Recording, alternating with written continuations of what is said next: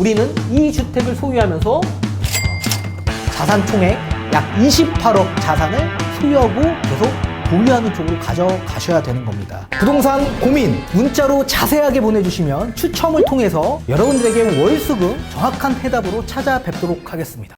뒷번호 7826님께서 보내주신 부동산 고민입니다. 안녕하세요. 저는 마포에 공시지가 12억 정도 되는 아파트를 가지고 있는 1주택자입니다. 현금으로 4억 정도 있는데 투자를 해서 다주택자로 가야 하는지 궁금합니다. 자녀는 25세 자녀가 있습니다. 아직 취업 준비생입니다. 라고 보내주셨네요. 전문가님 답변 부탁드리겠습니다.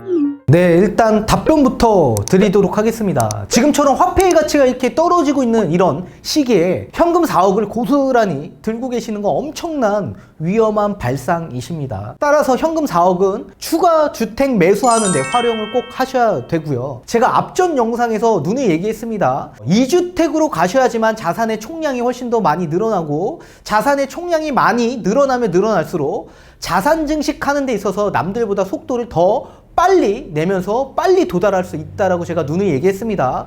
그렇기 때문에 2주택으로 꼭 가셔야 되고요. 다만 2주택으로 가는 과정에서 부담이 없으셔야 됩니다. 거기에 대한 전략을 좀 세워드리도록 하겠습니다. 자, 보시도록 할게요. A라는 마포에 있는 아파트에 거주하고 계신다라고 하셨습니다.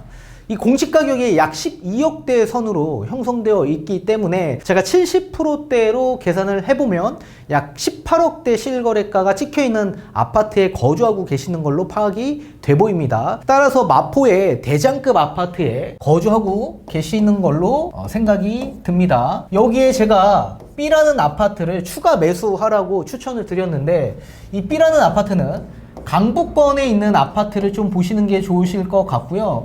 거의 9억대에서 10억 정도 형성되어 있는 한 25평대 준신축급 아파트로 접근하시는 게 좋은 방향이지 않을까라고 보고 있습니다. 따라서 자산의 총량은 28억대 순으로 1주택을 소유하고 있었던 이 자산의 총량보다 훨씬 더 많이 늘어난 것을 파악하실 수가 있을 겁니다. 그렇기 때문에 우리는 1주택자보다는 2주택으로 가셔야지만 훨씬 더 자산 증식에 도움이 많이 되실 겁니다. 지금 현재 우리처럼 1주택자는 사실 종부세에 대한 부담이 현저히 적습니다. 여러 가지 세액공제를 크게 받기 때문에 그렇습니다. 이 공시가격이 9억이 초과가 되는 상황에서는 1주택자도 당연히 종부세라는 세금을 납부를 해야 되는 상황이 나옵니다. 우리 또한 종부세를 아마 내고 계실 겁니다. 따라서 이 종부세에 대한 부담이 크지만 1주택자한테 여러 가지 세액공제를 줍니다. 이런 고령자 세액공제뿐만 아니라 장기보유 세액공제라는 게 있습니다.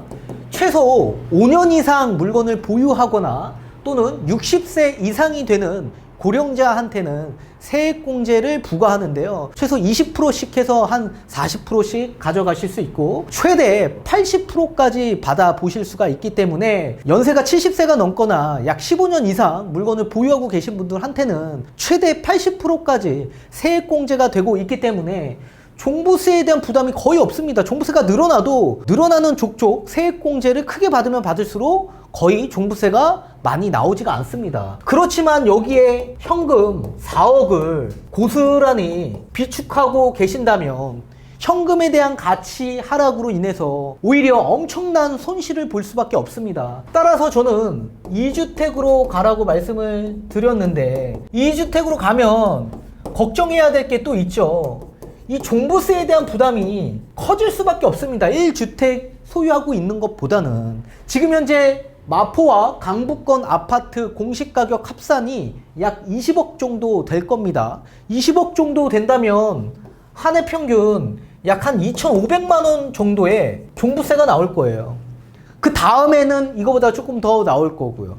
그러니까 매년 부담이 될 수밖에 없습니다. 대다수의 모든 사람들이 다 현금을 들고 있는 게 아니라 이런 부동산에 다 돈들이 묶여있기 때문에 현금화할 수 있는 분들이 많이 없습니다.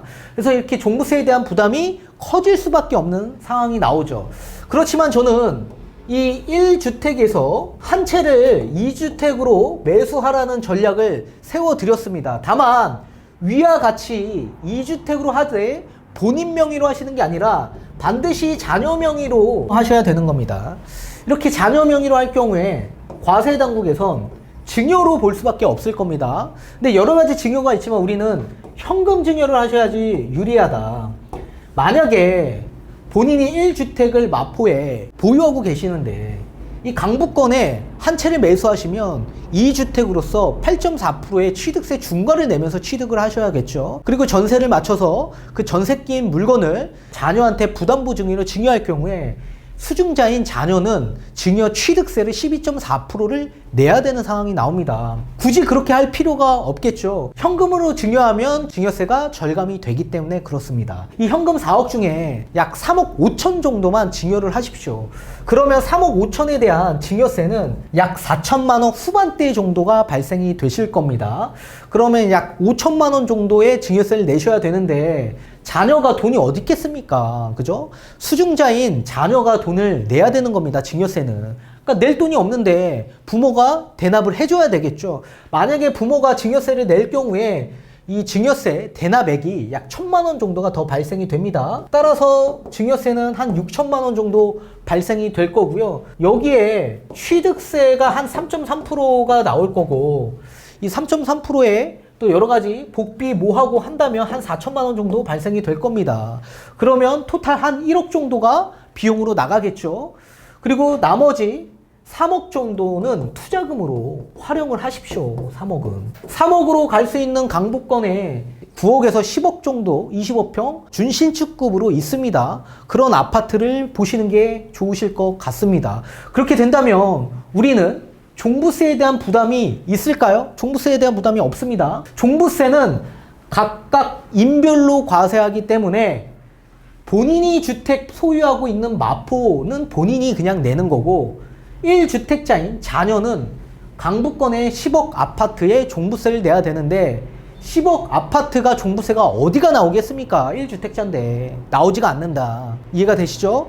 그렇기 때문에 우리는 1주택으로서 이렇게 고령자와 장기 보유 세액공제를 계속 받아가면서 그리고 독립된 세대원인 자녀는 1주택을 소유하면서 종부세는 한 푼 내지 않는 상황이 발생이 되면서 우리는 2주택을 소유하면서 자산 총액 약 28억 자산을 소유하고 계속 보유하는 쪽으로 가져가셔야 되는 겁니다. 이렇게 가져가신다면 나중에 자산이 증식하는 데 있어서 훨씬 더 빠른 속도로 증가될 거라고 저는 생각합니다. 따라서 이런 플랜으로 가시는 게 가장 좋고 핵심은 현금 증여하셔야 된다. 그리고 반드시 자녀 독립시키십시오. 독립.